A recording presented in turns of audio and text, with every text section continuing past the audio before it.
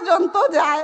আমি সার্জিসকে বলি আমার জিসানের কেমন রেডিও আমি দিতে পারবো, আমার সার্জারিটা একটু বাইরে করা দাও, কারণ ডাক্তার বলছিল সিঙ্গাপুরে সার্জারি করাইলে ওর জন্য সবচেয়ে বেস্ট হবে, কারণ এত ছোট বাচ্চা থার্ড স্টেজের কেমন। তো আমি এমন কোনো দরজায় নাই যে নক করি নাই, কিন্তু আমি বিএমপি যে কে আমার পাশে পাবো, আমার কখনো ওনাদের খুঁজতে হয় না, ওনারা নিজেরা আমার উইলিংলি আমার পাশে ছিলেন।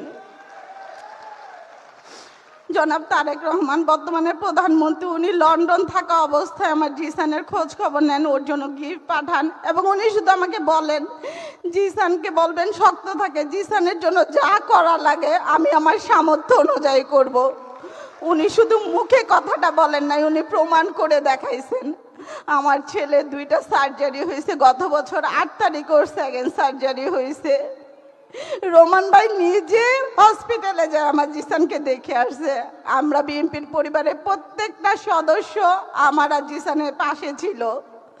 আমি উনাদের কৃতজ্ঞতা বলে শেষ করতে পারবো না। আমার বিশ্বাস আমরা যে শহীদ পরিবার আছি ইনশাল্লাহ শুধু সময়ের ব্যাপার, ওনারা আমাদের পাশে থাকবেন, আমাদের জন্য ওনারা করবেন, কারণ উনিও তো ভুক্তভোগী।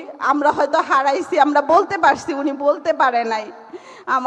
আমরা যেভাবে ওনাদের পাশে ছিলাম ওনারাও আমাদের জন্য করবেন। ওনাদের কাছে আমাদের শুধু একটাই চাওয়া, আমাদের সন্তানের বিচারটা যেন উনি করে, এতটুকু ওনার কাছে আমি হাত জোড় করে রিকোয়েস্ট করতেছি।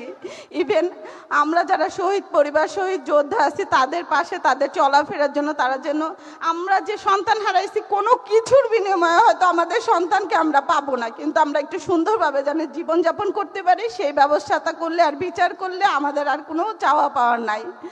আমি আবারও বলতে চাই তারেক রহমান আমার পাশে যেভাবে ছিল, রোমান ভাই, মিথুন ভাই, ইভেন আমরা বিএনপির পরিবারের প্রত্যেকটা সদস্য, আজ পর্যন্ত আমি সেকেন্ড অপারেশন করাইছি প্রায় 1 বছর হয়ে গেছে। আমি হয়তো ফোন দিয়ে বলি ভাইয়া জিসানের এইটা লাগবে, আমার বলতে দেরি, আমার 1 দিন সময় লাগে ওইটা আমার কাছে পৌঁছায় যাইতে। ইভেন আমি একজন ক্যান্সার রোগীর মা হিসেবে, একজন শহীদের মা হিসেবে আমার হয়তো চিন্তাও করতে হয় না যে কালকে আমার ছেলের কেমো, পরশু রেডিও, আমি কি করব, কারণ আমি একটা সিঙ্গেল মা হিসেবে আমি কিছু করি না। আমার হাজবেন্ডও মারা গেছে, প্রায় 1.5 বছর হয়ে গেছে। ক্যান্সারের মতো একটা কি লেভেলের ট্রিটমেন্টে টাকা লাগে সেটা শুধু সেই পরিবারেই জানে। আমার দিন শেষ অন্তত জিসানের ট্রিটমেন্টের জন্য আমার টেনশন করতে হয় না। ইভেন আপনাদেরকে এখনো আমি বলতে চাই, বলাটা উচিত না, মাত্র রোমান ভাই আমাকে জিসানের কথা জিজ্ঞেস করে বলতেছে ওর এই অবস্থা কেন, ওকে এত খারাপ দেখাচ্ছে কেন। আমি বলছি ভাইয়া ক্যান্সারটা আগের চেয়ে একটু বেড়ে গেছে। ভাইয়া বলছে আপনি টেনশন করবেন না, আমরা তো আছি, শুধু ওর পাশে আপনি থাকেন। লাস্টে একটা কথা বলতে চাই, দিন শেষে প্রতিদিন সকাল হয় রাত হয় আমার জিসান শুধু বলে আম্মু ভাইয়া তো আমাদের রেখে চলে গেছে, কিন্তু আমি তোমাকে কার কাছে রেখে যাব, তুমি তো সম্পূর্ণ একা। আমি ওকে বলতে পারি না যে বাবা ইনশাল্লাহ তুমি সুস্থ হয়ে যাবা, বলি আম্মু ইনশাল্লাহ আম্মা আল্লাহ তোমাকে সুস্থ করে আমার কাছে নিয়ে যাবে। আমি সবার কাছে দোয়া চাই আল্লাহ যেন আমাকে জীবিত অবস্থা আমাকে আর কিছু না দেখায়। একটা মার জন্য এর চেয়ে কষ্টের আর কিছু নাই, কারণ আমার যা ছিল আমি সব হারায় ফেলছি। আসসালামু আলাইকুম।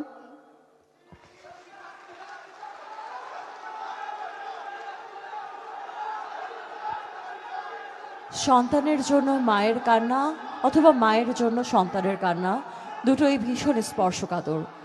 আমাদের শহীদ পরিবারের সদস্যরা যখন তাদের সন্তানদের কথা বলছেন, সন্তানহারা মা যখন তার স্মৃতিচারণ করছেন, ঠিক সেই সময়টিতে আমাদের কারো চোখেরই যেন জল বাধা মানে না। বিনম্র শ্রদ্ধা ভরে আমরা সকল শহীদদের স্মরণ করছি।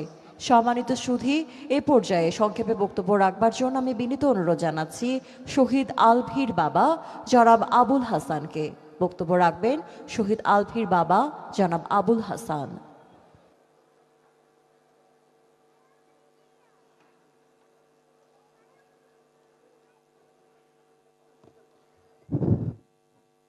বিসমিল্লাহির রহমানির রহিম। জুলাই জাতীয় সমাবেশ সম্মেলন 2026 উপস্থিত আজকের এই সমাবেশের সম্মানিত সভাপতি জনাব নুরুল ইসলাম মনি এমপি, চিফ হুইপ, উপস্থিত বিশেষ অতিথিবৃন্দ, বিভিন্ন দপ্তরের মন্ত্রী মহোদয়, উপস্থিত প্রধান অতিথি জননেতা জনাব মোহাম্মদ তারেক রহমান,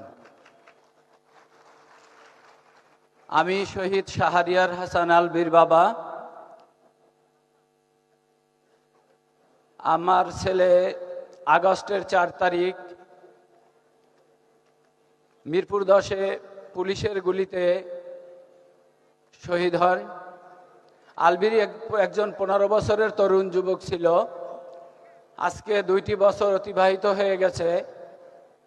আমরা ভেবেছিলাম যখন ইন্টারিম সরকার আসছে যে আমরা হয়তো এই হত্যাকাণ্ডের বিচার পাব। আলভী সহ আমার যে ১৪০০র মতো সন্তান বা ভাইরা দেশের জন্য জীবন দিয়েছে, আর এজন্যই আজকে আমরা এখানে একত্রিত হতে পেরেছি। কিন্তু দুঃখের বিষয়, ইন্টারিম আমাদের সাথে বিচারের নামে প্রতারণা করেছে। আপনারা দেখেছেন আমরা বিচারের জন্য বিভিন্ন জায়গায় সংসদ ভবন আমরা ঘেরাও করেছি, সচিবালয় ঘেরাও করেছি, আন্তর্জাতিক অপরাধ ট্রাইব্যুনালও ঘেরাও করেছি, কিন্তু কোনো ফায়দা হয়নি। আমি সচিবালয়কে যেদিন এই বিচারের জন্য আন্দোলন হয়, আমি হার্ট অ্যাটাক করি গত আগস্টের ১৯ তারিখে। আমার বুকে ৩টা রিং পরানো। আজকে দেখেন সন্তান তো হারালাম, এরপরে সন্তানের বিচারের জন্য, আমার সন্তান সহ সকল সন্তানের বিচারের জন্য রাস্তায় আন্দোলন করলাম। এখনো পর্যন্ত বিচারের দৃশ্যমান কিছু আমরা দেখতে পাইনি। তবে আমরা আশায় বুক বেঁধে আছি যে সরকার এখন ক্ষমতায় আছে। এই সরকারের কাছে আমাদের সবচেয়ে বড় প্রত্যাশা ছিল তখন থেকেই যে জনাব তারেক রহমান দেশে আসবে, ক্ষমতার মসনদে বসবে, আমরা আমাদের এই শহীদদের প্রকৃত যারা হত্যাকারী তাদের বিচার পাব। আমি আজকে জনাব তারেক রহমান, তার কাছে আমার একটাই চাওয়া, এখনো আপনার এই সরকারের সময় আমরা যেন প্রত্যেকটা হত্যাকাণ্ডের বিচার দৃশ্যমান দেখতে পাই, এবং যারা এখনো এই হত্যাকাণ্ডের সাথে জড়িত, যারা এখনো ঘুরে বেড়াচ্ছে, তাদেরকে অবিলম্বে গ্রেফতার করা হোক। আসলে কষ্ট লাগে, একটি কথাই আছে, কি যাত না বিষে বুঝিবে সে কিসে, কবু আসি বিষে দংশিনী যারে। আমাদের কষ্ট অন্য যারা আছে কেউ বুঝবে না। দেখেন ইন্টারিমের সময় নাহিদ, সার্জিস, হাসনাত, তারা স্টুডেন্ট ছিল, তারা লেখাপড়া করত, তারা আজকে শহীদ পরিবারকে পুঁজি করে, তারা আমাদেরকে পুঁজি করে, তারা আজকে হাজারো কোটি টাকার মালিক হয়েছে। তারা নতুন রাজনৈতিক দল পেয়েছে, আমরা কি পেয়েছি? আমরা আমাদের সন্তানকে হারিয়েছি, ভাইকে হারিয়েছি, স্বামী তার বউ তার স্ত্রীকে হারিয়েছে।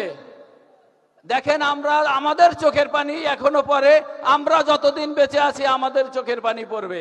আমাদের কষ্ট বোঝার মতো ক্ষমতা আল্লাহ ছাড়া কারো নেই। আমি সর্বশেষ আমি একটি কথাই বলবো যে আমাদের এই সরকার অল্প কিছুদিন হলো ক্ষমতায় এসেছে, আমরা দলমত নির্বিশেষে সবাই সরকার যাতে সুষ্ঠুভাবে দেশ পরিচালনা করতে পারে আমরা সরকারকে সহযোগিতা করতেছি এবং করব ইনশাল্লাহ। এবং এই সরকার যদি ক্ষমতা থাকে ইনশাল্লাহ শহীদ পরিবার, আহত যোদ্ধা এবং সারা বাংলাদেশের মানুষ, আমার বিশ্বাস সবাই ভালো থাকবে। পরিশেষে সবাই সুস্বাস্থ্য ও দীর্ঘায়ু কামনা করি। আপনি অসুস্থ মানুষ, আপনারা আমার জন্য সবাই দোয়া করবেন। আসসালামু আলাইকুম ওয়া রাহমাতুল্লাহ।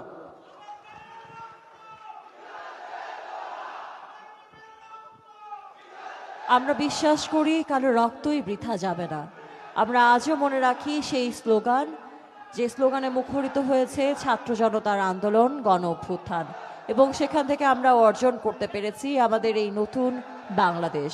সবার আগে বাংলাদেশকে এগিয়ে নিয়ে যেতে যে ছেলেমেয়েরা, যে তরুণরা বুক পেতে গুলি নিয়েছে, আজ তাদের সকলকে শ্রদ্ধা ভরে স্মরণ করছে এবং সম্মান জানায়।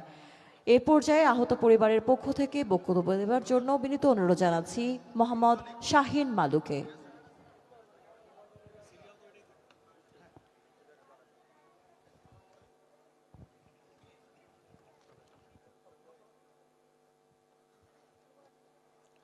বিসমিল্লাহির রহমানির রহিম।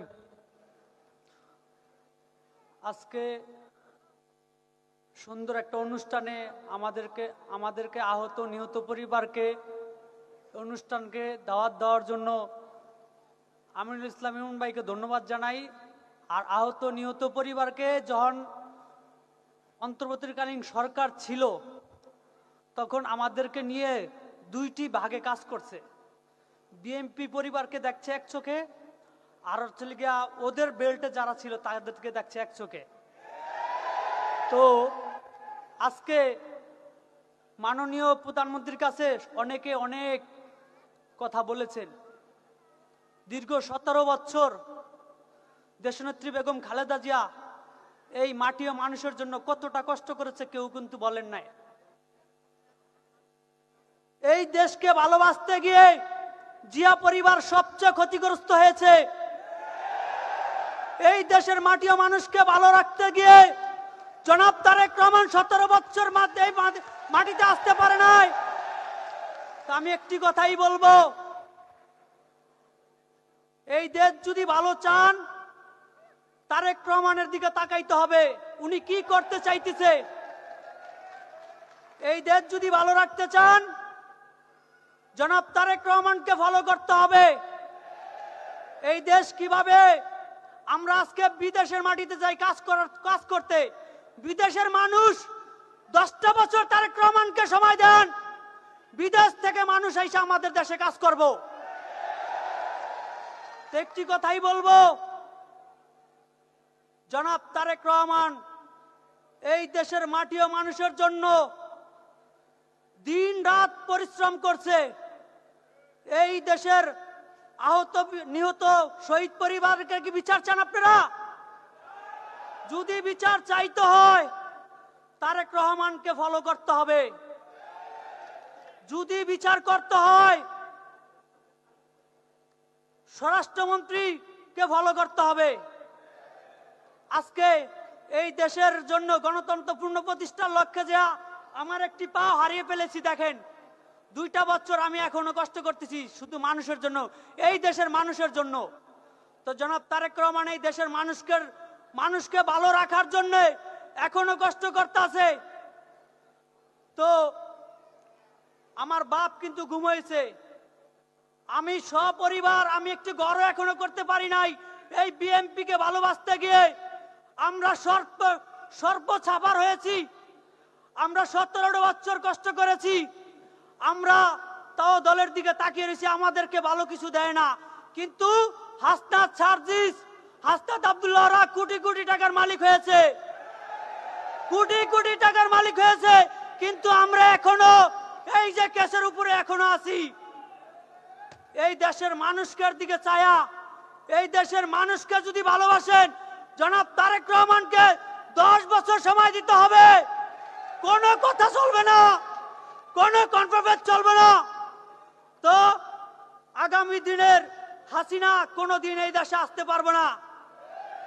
হাসিনার যদি বিচার করতে হয় গণভোটে না জয়যুক্ত হয়েছে না, হাসানুল্লাহ কিন্তু 10 বছর শাস্তি দিছে।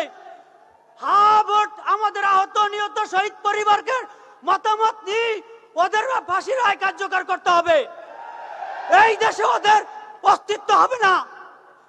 এই দেশকে জনাব তারেক রহমানের কাছে নিরাপদ, মাননীয় প্রধানমন্ত্রীর কাছে নিরাপদ, জিয়া পরিবারের কাছে নিরাপদ, অন্য কারো কাছে নয়, অন্য কারো কাছে নয়। তাই বলি আমার বক্তব্য শেষ করছি। আল্লাহ হাফেজ। জিন্দাবাদ দেশনেত্রী খালেদা জিয়া, জিন্দাবাদ জনাব তারেক রহমান, জিন্দাবাদ।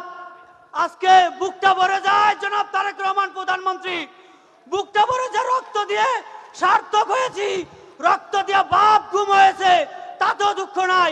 এই দেশের মানুষ যাতে ভালো থাকে এটাই কামনা করি জনাব তারেক রহমানের কাছে। ধন্যবাদ, ধন্যবাদ। বুকের ভেতর বইছে ঝড়, বুক পেতেছি গুলিকর। সম্মানিত সুধী, শুনছিলাম আহত পরিবারের পক্ষ থেকে মোহাম্মদ শাহিন মালুর কথা। এ পর্যায়ে বক্তব্য রাখার জন্য অনুরোধ করছি মিল্লাত হোসেনকে।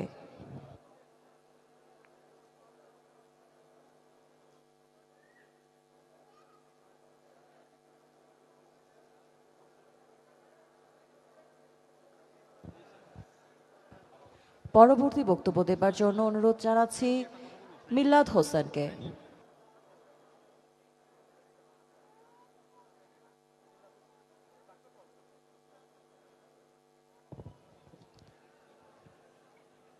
আহত পরিবারের পক্ষ থেকে বক্তব্য দেবার জন্য এই পর্যায়ে অনুরোধ করছি মিল্লাত হোসেনকে।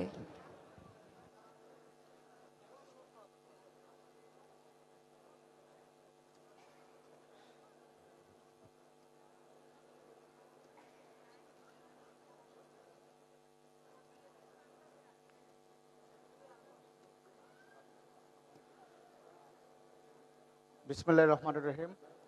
জুলাই জাতীয় সম্মেলনের আয়োজিত আজকের এই আলোচনা সভার আমাদের মধ্যে উপস্থিত রয়েছেন সম্মানিত সভাপতি, উপস্থিত রয়েছেন আজকের প্রধান অতিথি, গণপ্রজাতন্ত্রী বাংলাদেশ সরকারের মাননীয় প্রধানমন্ত্রী, আমাদের অভিভাবক, বাংলাদেশ সরকারের মাননীয় প্রধানমন্ত্রী জনাব তারেক রহমান।